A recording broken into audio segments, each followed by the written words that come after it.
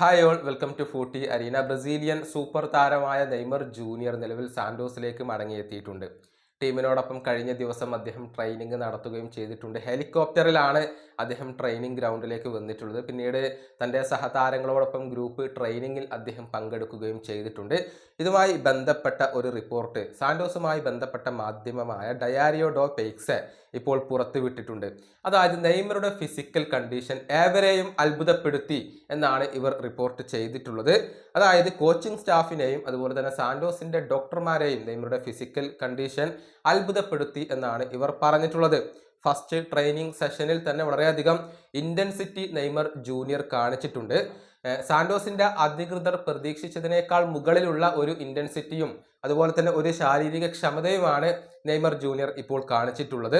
മാത്രമല്ല, നിലവിൽ സാന്റോസിൽ കളിച്ചുകൊണ്ടിരിക്കുന്ന ചില താരങ്ങളെക്കാൾ മുകളിലുള്ള ഒരു ഫിസിക്കൽ കണ്ടീഷൻ നെയ്മർക്കുണ്ട്. വളരെയധികം ശാരീരികമായി നെയ്മർ ജൂനിയർ ഫിറ്റ് ആണ് എന്നുള്ളത് ഇപ്പോൾ സാന്റോസ് ക്ലബ്ബ് അധികൃതർ മനസ്സിലാക്കി കഴിഞ്ഞു എന്നുള്ള റിപ്പോർട്ടാണ് പുറത്തേക്ക് വന്നിട്ടുള്ളത്. എന്തുകൊണ്ടാണ് നെയ്മർ ജൂനിയർക്ക് അൽ ഹിലാൽ വിടേണ്ടി വന്നത് എന്നത് നമുക്ക് എല്ലാവർക്കും അറിയാവുന്ന കാര്യമാണ്. നെയ്മർ ശാരീരികമായി ക്ഷമത കൈവരിച്ചിട്ടും അദ്ദേഹത്തെ രജിസ്റ്റർ ചെയ്യാൻ അൽ ഹിലാൽ തയ്യാറായിരുന്നില്ല.